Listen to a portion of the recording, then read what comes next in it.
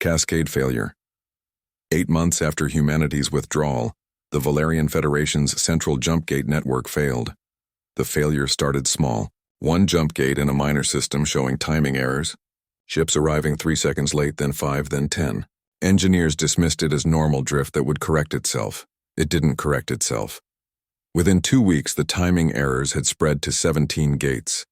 Ships started arriving in the wrong locations, sometimes thousands of kilometers off target. 3 collisions occurred. 47 people died. The Federation's top engineers gathered to investigate. They traced the problem to the quantum synchronization matrices that kept all the gates linked. The matrices were deteriorating. They needed recalibration using specialized equipment that human technicians had always maintained. The head engineer sent an urgent message to human space. It was marked Priority 1, Federation Government Authorization. It went unanswered like all the rest. 2 days later, the entire network crashed. 73 star systems suddenly isolated. No jump gates, no faster-than-light travel between them. The only way to move between systems was using slower methods that would take months instead of hours. The Valerian Federation, one of the Council's founding members, had just fractured into 73 isolated pieces. On Earth, Admiral Daehyun Lee read the intelligence reports with grim satisfaction. His border monitoring stations had detected the Valerian network collapse within minutes. He had known it was coming. The human engineers who designed those gates had warned the government months ago that without maintenance, catastrophic failure was inevitable. Should we offer assistance? His chief of staff asked. No, Daehyun replied. Not yet. Let them understand what they've lost. Similar cascading failures were happening across Council space. The problems fed on each other, making everything worse. The Draxian military, already weakened by parts shortages, suffered a humiliating defeat. Pirates attacked a Draxian convoy with outdated ships that should have been easy targets, but the Draxian vessels couldn't coordinate properly. Their communication systems were glitching. Their weapons targeting was off. Their ships couldn't maintain formation. The pirates captured 5 Draxian freighters and escaped. The once mighty Draxian fleet could do nothing but watch. The news spread quickly. If the Draxians couldn't protect their own convoys, who could? Within days, pirate attacks increased across the Council's territory. Trade routes that had been safe for centuries became war zones. Insurance rates for shipping increased 500%. Many shipping companies simply stopped operating. Why risk valuable cargo when the chances of losing it were so high?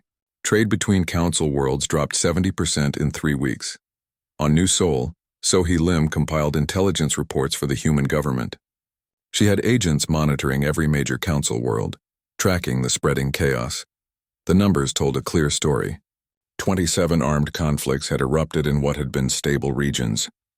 Border disputes that the Council had mediated for decades suddenly flared into violence. Small territorial disagreements became shooting wars. Without the coordinated defense network, without the communication systems that let Council members respond to crises, the old animosities resurfaced. Species that had lived peacefully side by side for generations remembered ancient grievances. The Council's authority was crumbling. Member species stopped following Council directives. Some withdrew their representatives entirely. Others formed their own regional alliances, trying to create local stability without waiting for Council action. In the financial markets, the Council's currency collapsed. The credit had been the galaxy's standard exchange for 300 years. But it relied on human financial systems to process most transactions. Without those systems, the complex web of interstellar banking fell apart. A Council credit that had been worth 100 units of energy suddenly traded at 15 units. Then 10, then 5. Billions of beings watched their life savings evaporate overnight. Unemployment soared across Council space. Factories closed because they couldn't get parts. Offices shut down because their systems didn't work. Transport companies went bankrupt because insurance was too expensive. Every day, millions more aliens lost their jobs. Refugee crises erupted on a dozen worlds. Beings from failing economies tried to migrate to more stable regions. But those regions didn't want refugees. They had their own problems. Border conflicts turned violent as desperate people tried to escape dying economies. Councillor Ixvara watched the Council session from its podium, feeling something close to despair. The chamber was half empty. Many counselors had stopped attending, too busy dealing with crises on their homeworlds. "We must contact the humans," Ixvara said. "This cannot continue. The death toll is approaching 600 million beings. Our civilization is collapsing." Vexitar, looking haggard and diminished, still tried to maintain his position. "If we appear weak, if we beg them to return, they'll demand impossible concessions. We'll lose all authority." "What authority?" Ixvara's crystalline voice rang sharp through the chamber. "Half our member species aren't following council directives. Our currency is worthless. Our trade routes are controlled by pirates. Our technology is failing. What exactly are we trying to preserve?" Chancellor Killmoth clicked his mandibles slowly. The sound was tired, defeated. "Counselor Vextar, what do your military analysts say about the proposed invasion of human space?" The question hung in the air. 3 major council powers had formed a military alliance 6 weeks ago. Their stated goal was to invade human territory and seize the technology and expertise they needed by force. Vexitar looked down at his podium. "The analysts have completed their assessment. Estimated casualties for a successful invasion would be between 40 and 60% of our combined forces. The humans have spent 8 months preparing their defenses. Their fleet is smaller than ours, but our ships are poorly maintained. Many wouldn't survive the journey to human space. And the probability of success? A long silence. Then Vextar spoke quietly. 12%. The analysts recommend against invasion. The military alliance collapsed within hours of that assessment becoming public. Nobody wanted to sacrifice half their fleet for a 1 in 8 chance of victory. On Earth, Jiwan Kim received a private message through encrypted channels. It was from Ixvara, bypassing all official channels. The message was simple and desperate. "Ambassador Kim, I am contacting you without council authorization. Our civilization is dying. 600 million dead from disease, violence, and economic collapse. More dying every day. I know we wronged humanity.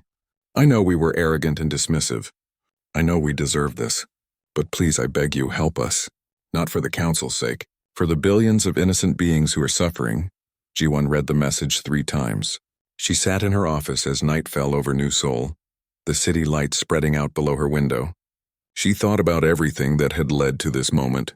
The years of condescension, the casual dismissals, the contempt in Vextar's voice, the laughter when she announced humanity's withdrawal. But she also thought about Dr. Kieran desperately trying to save lives, about Plixnir losing his business through no fault of his own, about the billions of ordinary beings who hadn't chosen their leader's arrogance. She drafted a message to the human government, a formal recommendation that humanity offer humanitarian assistance under specific conditions, not a surrender, not a return to the old system. A new framework built on respect. But even as she wrote it, she knew the decision would be difficult. The council had caused immense harm to humanity's reputation and dignity. Many humans wanted to let the council burn for their arrogance. Could humanity be the bigger species? Could they help even when not obligated? In the council chamber, emergency alarms began blaring. Another crisis. Another system failing. The councilors barely reacted anymore. They had become numb to disasters. Ixvara remained at its podium after the others left, watching the empty chamber.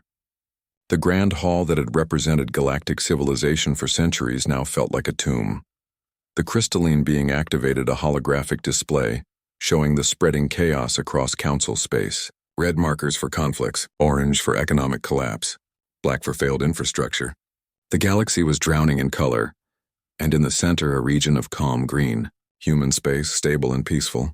Watching, waiting, Ixvara sent one more message to Earth, just 2 words: please help. The first cracks 3 months after the human withdrawal, the first serious problems began to appear. On Earth, Yuna Song sat in her apartment, watching alien news broadcasts from across the galaxy. As a former trade negotiator, she had spent 15 years working with council species. She knew their economies, their supply chains, their dependencies. Now she was documenting the collapse. The latest report came from the Draxian Empire. Their military command had just announced an emergency maintenance stand-down.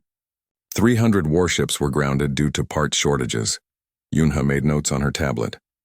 The Draxians had always been so proud of their fleet. The most powerful military in the council. But 70% of their ships used human-manufactured components. Drive regulators, sensor arrays, weapon targeting systems, all built by Terran Industries and similar human companies. Those companies were gone now. The replacement parts had stopped flowing, and the Draxians were discovering they couldn't manufacture the components themselves. They didn't have the right equipment. They didn't have the technical knowledge. They had simply bought the parts from humans for decades without bothering to learn how they were made. Her communication terminal chimed. A message from Dr. Kieran, a Valerian medical researcher she had worked with years ago. Yuna hesitated, then opened it. Yunha, please, if you can help us contact human medical suppliers. We have a crisis here. 3 worlds with an outbreak of Kesht fever. The cure requires synthesized compounds that we bought from human pharmaceutical companies. Without it, we're projecting 40 million deaths in the next 2 months. Our own laboratories can't replicate the formula, please. Yuna closed her eyes. She had known this was coming. Human medicine had become essential across the galaxy. Not because humans were the only ones who understood biology, but because human pharmaceutical companies had invested in research, developed new synthesis techniques, and created efficient production systems. She drafted a careful response. I'm not in government anymore. I have no authority to make decisions, but I know humanity's position. The council dismissed us, insulted us, and demanded we surrender our colonies. You stood by and watched.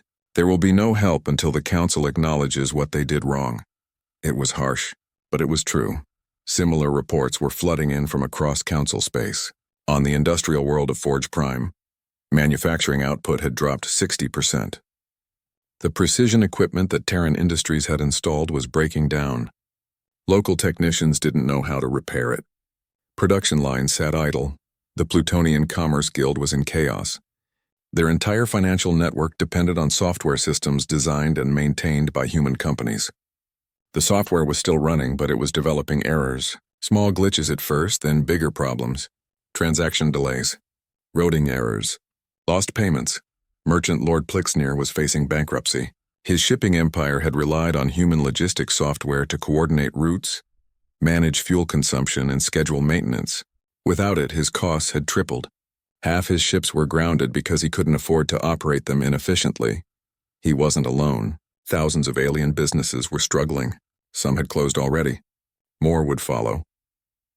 In the Galactic Council chamber, Chancellor Killmoth called an emergency session. The circular room that had been so confident 3 months ago now felt tense and uncertain. We must address the human situation, Killmoth announced. The disruptions are spreading. Our economic analysts project significant decline if this continues. Vextar stood at his podium, his scales looking duller than before. The humans will return. They're trying to pressure us, but they can't survive alone. We just need to wait them out. How long? Counselor Ixvara asked. The crystalline being's voice echoed through the chamber. Our intelligence reports say human territory is functioning normally. They've redirected their trade internally. Their economy is stable. Meanwhile, our member species are suffering real damage. Temporary disruptions, Vextar insisted. Once the humans realize they can't threaten us, they'll come back begging for access to our markets. A counselor from the Plutonian delegation spoke up. The humans weren't threatening us. They left. There's a difference. And our markets need them more than they need our markets. Unacceptable, Vextar hissed. We are the Galactic Council. We don't bow to upstart species who've only been in space for a few hundred years.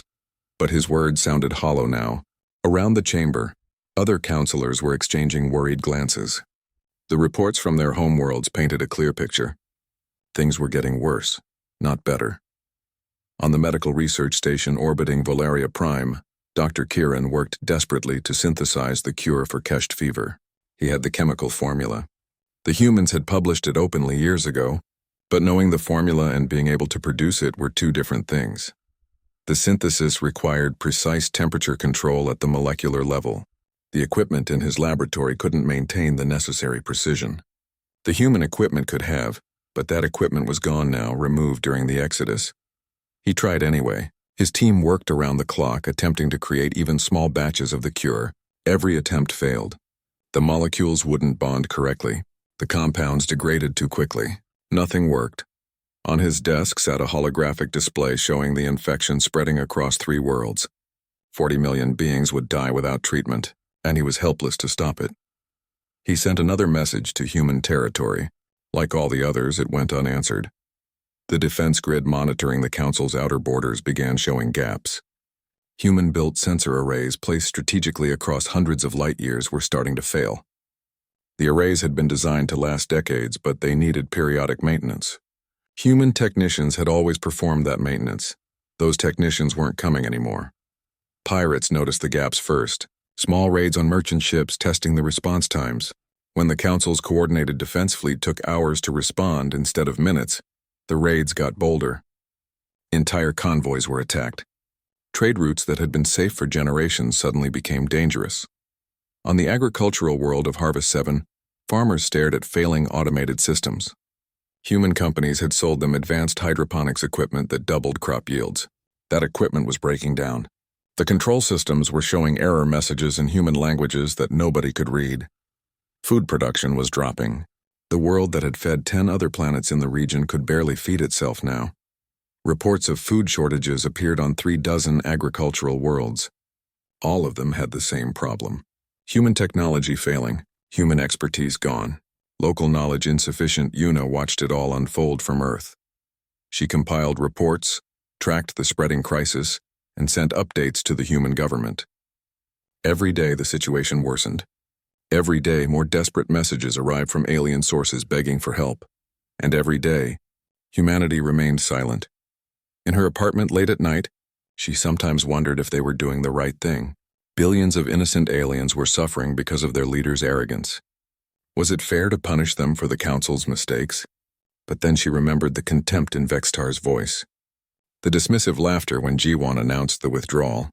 The 30 years of being treated as lesser beings, of having every contribution minimized, every achievement dismissed. The Council had made this choice. They had demanded humanity surrender their colonies, reduce their fleet, pay massive reparations. For the crime of being successful, for the sin of being new. Now they were learning what humanity had been quietly providing all along. Not military might, not political pressure, just competence, efficiency, innovation, the simple ability to make things work better. The galaxy had taken it for granted. They assumed any species could do what humans did. They never bothered to try because humans were already doing it. Now they knew better. Yunha looked at the latest casualty estimates from the Kesht fever outbreak. 15 million dead already. Dr. Kieran's desperate messages arriving daily. She closed her eyes and whispered to the empty room. You did this to yourselves. But it brought no comfort, only sadness for what could have been. The silent departure Admiral Daehyun Lee stood on the command deck of the HDSF Incheon, watching his tactical display with satisfaction. Green markers representing human vessels were moving in perfect coordination across 36 star systems. Each ship followed its assigned route. Each crew executed their orders flawlessly. Protocol Exodus was proceeding exactly as planned. Status report, he said calmly. His operations officer checked her screens. All military vessels have withdrawn from joint patrol zones. The Draxian Fleet Command is requesting explanation for our absence in the Tertius sector. The Valerian Defense Coordinator wants to know why we've recalled our ships from their border stations. What are you telling them? Exactly what you ordered, sir. That we're conducting internal military exercises and will return to normal operations soon. Daehyun smiled slightly. It wasn't really a lie. They would eventually return to normal operations, just not in Council space. Across the galaxy, thousands of human ships were coming home. Military vessels, civilian transports, merchant ships, research vessels. All of them were turning away from alien ports and heading back to human territory. Most alien governments hadn't noticed yet. A few had sent routine inquiries. None seemed concerned. They would be soon enough. On New Busan Station, Governor Sujin Kwan walked through the commercial district one last time. The massive space station orbited a trade hub world near the center of Council space. For 15 years it had been a symbol of human-alien cooperation. Over 3 million beings called it home, representing 70 different species. The human section was already empty. Sujin's shoes echoed on the metal floors as she passed shop after shop with darkened windows. The signs were still there. Kim's Electronics, Park Family Restaurant, New Seoul Medical Center, but the people were gone. Every human civilian had been evacuated over the past 2 weeks. Most thought it was just a temporary security measure. Only Sujin and her senior staff knew the truth. They weren't coming back. An alien merchant rushed up to her, his 6 legs clicking rapidly on the floor. She recognized him as Plixnir. who ran a shipping company on the lower levels. "Governor Quan," he said urgently, "what's happening?" "3 of my human business partners have closed their offices. The repair shop that serviced my ships is gone. Nobody answers when I try to contact them." Sujin kept her expression neutral. "There have been some policy changes. You should receive official notification within the week." "Policy changes? What does that mean?" "I have contracts, agreements, partnerships built over years. All existing contracts are being terminated," Sujin said quietly. "Compensation will be provided according to the legal terms." "I'm sorry." She walked away before he could respond. Behind her, she heard his distressed sounds echoing through the empty corridors. She felt a pang of guilt. Plixnir had been honest in his dealings, always fair with human businesses. But there was no choice now. The council had forced this. In his corporate tower on the manufacturing world of Forge Prime, Tae Jin-yoon reviewed the final reports. As CEO of Terran Industries, he controlled the largest human manufacturing corporation in the galaxy. His facilities produced everything from medical equipment to starship components. Every single facility outside human space was now closed. "The shutdown is complete," his operations director reported. "All equipment has been removed or rendered inoperable. The alien workers we employed have received severance packages. Local governments are demanding explanations." "Let them demand," Taejin said. He pulled up a star map on his display. Red markers showed where Terran Industries had operated just 2 weeks ago. 47 facilities across Council space employing over 2 million beings, all dark now. He zoomed in on the Draxian Empire's main shipyard. Terran Industries had provided the precision manufacturing equipment that made their warships possible. That equipment was gone now, removed by human engineers in the night. The Draxians would figure out what happened when they tried to build their next ship. "Sir," the operations director said hesitantly, "some of the alien governments are threatening legal action. They say we violated labor laws, breach of contract, even economic sabotage. Do they have jurisdiction over human corporations? Not anymore. We withdrew from all council legal frameworks as part of Protocol Exodus. Then their threats don't matter. Continue the withdrawal. I want every human asset out of council space within 30 days. Similar scenes played out across the galaxy. Human schools closed their doors. Research institutes packed up decades of equipment. Medical centers transferred their patients to alien facilities and shut down. Banks closed accounts. Power stations were handed over to local operators without the human technicians who had kept them running efficiently. It happened so quietly that most aliens didn't realize what was occurring. They saw human businesses closing and assumed it was normal economic activity. Some thought humans were consolidating their operations. A few suspected something larger but couldn't believe humanity would actually leave. On Earth, in the diplomatic district of New Seoul, Ji-won Kim received reports from across the galaxy. She read them in her office late at night, with a cup of tea growing cold beside her. The numbers were staggering. Over 40,000 human-operated facilities had closed. 200,000 human personnel had been evacuated from alien worlds. Trade between humans and other species had dropped by 90% in just 2 weeks, and the Council still didn't understand what was happening. Her communicator chimed. A message from Admiral Daehyun. "Military withdrawal complete. All vessels accounted for. No incidents, good." That had been her biggest worry. She had feared some alien government might try to stop the withdrawal by force, detaining human ships or personnel. But it had gone smoothly, probably because nobody believed humans were actually leaving.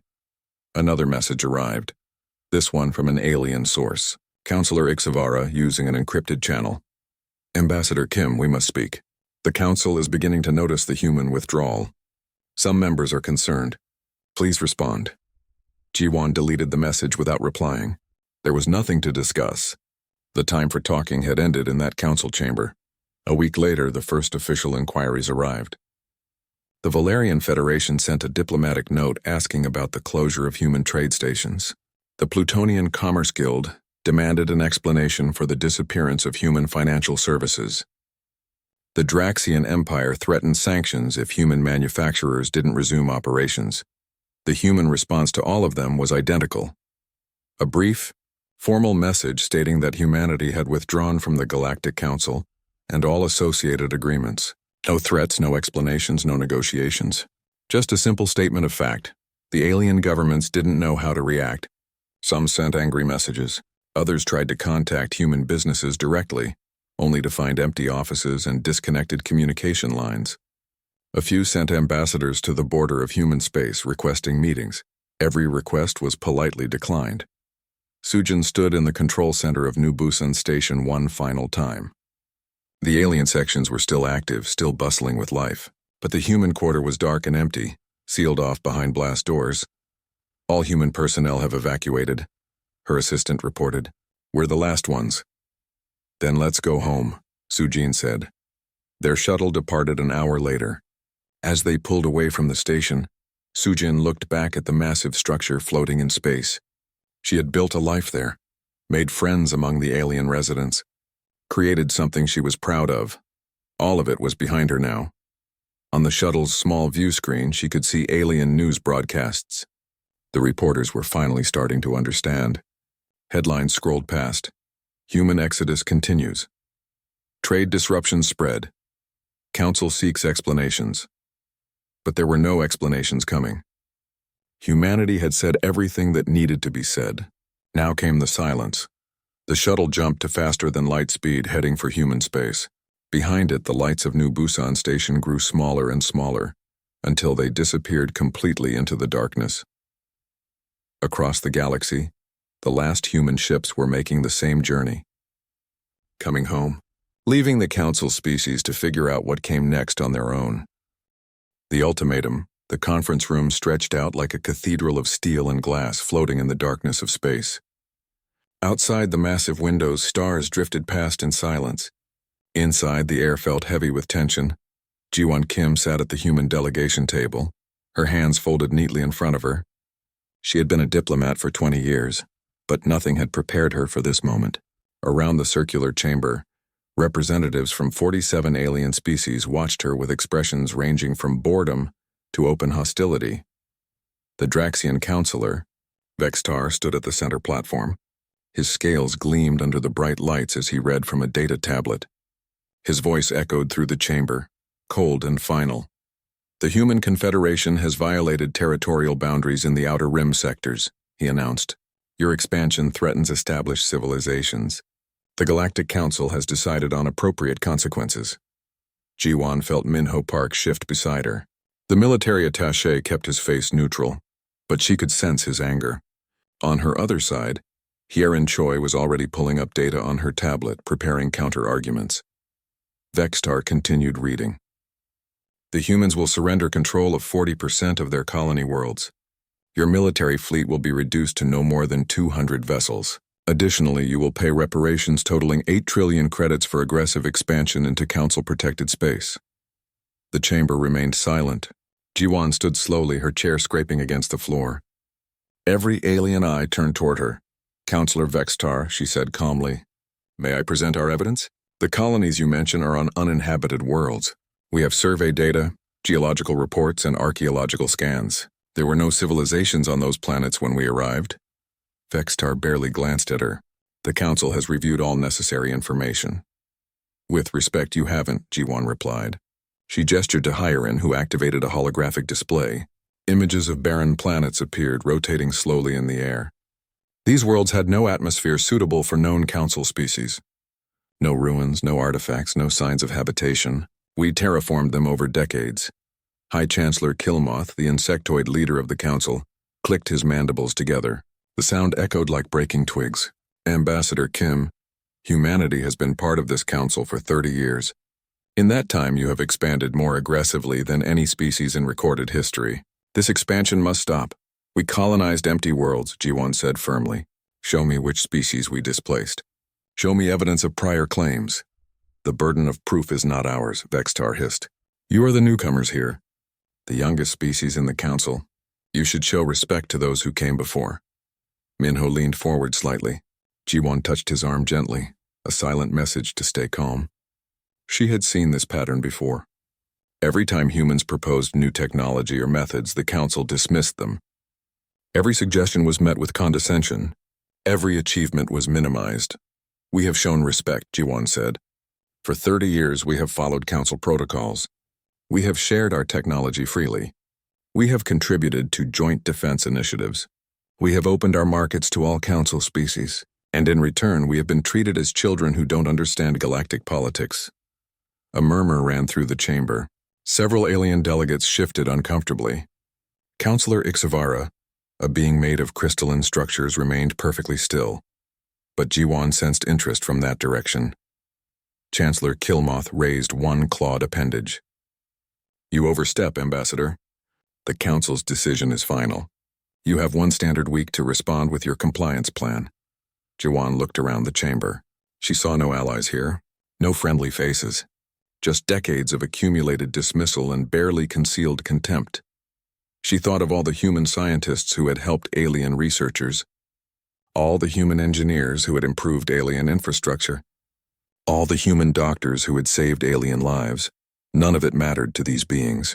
They saw humanity as upstarts who needed to be put in their place. She made her decision. Very well, Jiwan said quietly. I have a response for the Council. The chamber fell completely silent. Even the soft hum of the station's life support seemed to fade away. Humanity withdraws from these negotiations, Jiwan announced. Her voice remained calm, but each word fell like a hammer. Effective immediately, we are withdrawing from the Galactic Council. All treaties are void, all agreements are terminated. We will handle our own affairs from this point forward. For a moment nobody moved. Then Vextar began to laugh. It was a horrible sound, like rocks grinding together. You cannot be serious, he said between laughs. You think you can survive without the Council? Without access to our trade routes? Without our protection? Other delegates joined in the laughter. Jiwan waited until the sound died down. We'll manage, she said simply. This session is concluded from our perspective. She gathered her data tablets and stood. Minho and Hyerin rose with her. As one, the human delegation turned toward the exit. You'll be back within a month, Vextar called after them, begging to return. And the terms will be much worse. Jiwan didn't turn around. She kept walking, her footsteps echoing in the suddenly quiet chamber. Behind her, she could hear the council members beginning to talk among themselves. Most sounded amused. A few sounded uncertain. In the corridor outside, Minho finally spoke. That went well. Despite everything, Jiwan smiled slightly. They think we need them, don't we? Hyerin asked. She looked worried. The Council controls most of the major trade routes. They have the largest military alliance in the galaxy. They control the routes, Minho agreed. But who maintains them? Who repairs the jump gates? Who designed the improved sensor arrays? Who developed the software that coordinates their entire fleet? Heron's eyes widened. Oh, exactly, Minho said. They have no idea what they've just done. Jiwan pulled out her communicator as they walked toward the docking bay. She sent a coded message to Earth, just 3 words. Protocol Exodus. Begin. Behind them, in the council chamber, the laughter continued. None of the delegates noticed Counselor Ixavara remaining silent, watching the humans leave with what might have been concern in its crystalline features. The human ship departed from the station an hour later. As it jumped to faster than light speed, the first phase of humanity's withdrawal began across the galaxy. Trade stations closed. Human ships changed course. Businesses began liquidating assets. It happened quietly, without fanfare or drama. The Council wouldn't notice for days yet. By then, it would be too late to stop it. Jiwan stood on the bridge of their ship, watching the stars blur past. She felt no satisfaction, only a deep sadness. It shouldn't have come to this. They could have built something great together, but the Council had made its choice. Now humanity would make theirs, and the galaxy would learn what happened when you pushed the wrong species too far. The revelation 14 months after the withdrawal, Hyerin Choi stood before the Human Security Council presenting her findings. The holographic display behind her showed charts, graphs, and data that represented 2 years of intensive research. The question everyone has been asking, she began, is why the Council species failed so completely without us. I believe we now have the answer. The Council members leaned forward. President Yuna Park, Admiral Daehyun Lee, Ambassador Jiwon Kim, and 24 other senior officials waited for her analysis. Hyerin activated the first display. It showed technological advancement over time for various Council species. The lines rose steeply at first, then flattened out into nearly horizontal lines. The Council species achieved space travel between 3,000 and 7,000 years ago. Their advancement was initially rapid. But look what happens around 2,000 years ago. Everything flatters out. For 2 millennia, they've been recycling the same technologies with minor improvements. Stagnation, President Park said quietly.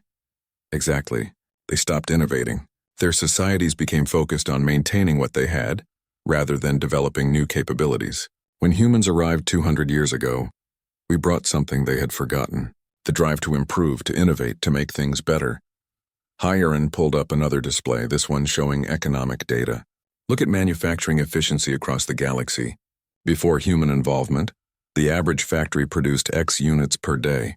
After humans introduced our methods, production increased by 40 to 60%. Not because we gave them better machines, but because we optimized their processes. General Minho Park, recently promoted to the Security Council, spoke up. They became dependent on our optimization. More than that, Hiren said. They became dependent on our entire approach to problems. When something broke, Council species would replace it with an identical system. When we encountered a broken system, we asked why it broke and how to prevent it from breaking again. That fundamental difference in thinking made us invaluable. She pulled up medical data next. Human pharmaceutical companies didn't just sell medicine. We researched new treatments, developed better synthesis methods, and created more efficient production systems. In 30 years, we doubled the effectiveness of treatments for 17 major diseases. The Council species had been treating those diseases the same way for centuries. The room was silent as everyone absorbed the implications. Wanshik Bai, the human historian, took over the presentation. His specialty was cultural analysis, understanding why civilizations developed in certain ways. I've spent the past year studying Council history, he said. The pattern is clear. Around 2,000 years ago, the major Council species achieved what they considered peak civilization. They had faster-than-light travel, sustainable economies, peaceful cooperation. They decided they had reached the pinnacle of development. He showed images of Council worlds. Beautiful cities, carefully maintained, everything clean and orderly and unchanging. They stopped reaching for the stars and started maintaining what they had. Innovation became unnecessary. Why change what already works? This mindset became ingrained in their cultures. New ideas were seen as disruptive, even dangerous. Stability was the highest virtue. Then we showed up, Jiwon said. Then you showed up, Wanshik agreed. A species that had only achieved space travel 200 years ago. By their standards, you were children. But you brought change, innovation, restlessness. You questioned everything. Every system, every process, every assumption. It terrified them. He pulled up the transcript from the Council session where humanity was given the ultimatum. Vextar's words displayed on the screen. Your expansion threatens established civilizations. He wasn't talking about territorial expansion, Wanshik explained. He was talking about ideological expansion. Your way of thinking was spreading. Young beings from Council species were starting to ask questions. Why do we do things this way? Could there be a better way? That's why they tried to suppress you, not because you were a military threat, but because you were a cultural threat to their stagnation. President Park stood and walked to the window overlooking New Seoul. So we didn't just provide services. We provided a way of thinking that they had lost. Yes, Hiren said. And when you left, they not only lost your services, but also the example you set. The young engineers who were learning to think like you. The researchers who were starting to innovate again. The entrepreneurs who were trying new approaches. All of that died when you withdrew. Meanwhile, in what remained of Council space, the death toll continued to climb. The Kesht fever outbreak had killed over 30 million beings. Food shortages affected 40 worlds. The refugee crisis had displaced over 2 billion beings. Armed conflicts raged across 27 regions. The Valerian Federation, once a unified power of 73 star systems, had fractured into 12 separate factions. Some were fighting each other over resources. Others were trying to maintain neutrality while their infrastructure crumbled. The Draxian Empire, built on military might, could barely defend its core worlds. Their once fearsome fleet was grounded. Their weapon systems didn't work properly. Their soldiers fought with equipment that failed randomly. The Plutonian Commerce Guild, the galaxy's banking center, had completely collapsed. Without human financial systems, interstellar commerce had reverted to primitive barter systems. Species traded physical goods because they didn't trust currency anymore. Chancellor Killmoth presided over an emergency council session. Only 15 counselors attended. The rest had stopped coming, busy with their own survival. "We must face the truth," Killmoth said. His voice sounded hollow. "Our civilization is failing. The death toll is approaching 1.2 billion beings. We have no solutions. Our experts cannot fix the problems we face. We need help." Vextar wasn't present. He had resigned from the council 3 weeks earlier, after his own people demanded his removal. The being who had been so certain of council superiority now lived in obscurity, a symbol of failed arrogance. "The humans have not responded to any communication," HFY said. "Perhaps they intend to let us collapse completely." "Can we blame them?" asked a Plutonian counselor. "We tried to destroy them. We demanded they surrender their colonies, reduce their fleet, pay impossible reparations, all because we feared their success. We did this to ourselves." On Earth, the Human Security Council debated for hours. The reports from Council Space painted a horrific picture. Billions suffering, infrastructure failing, civilization collapsing, and humanity had the means to help. "We can't just watch them die," General Minho argued.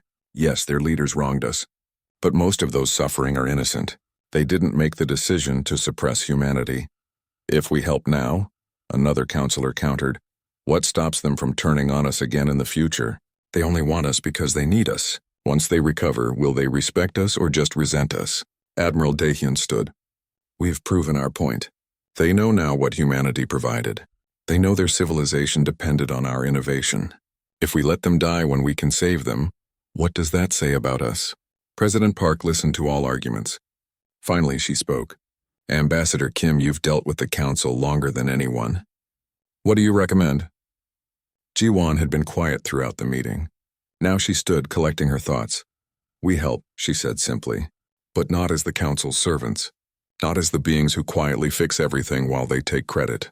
We help as equals with a new framework that ensures this never happens again. And if they refuse, then we leave them to their fate. But I think they're desperate enough now to accept any terms. The question is whether we're strong enough to be merciful after what they did to us."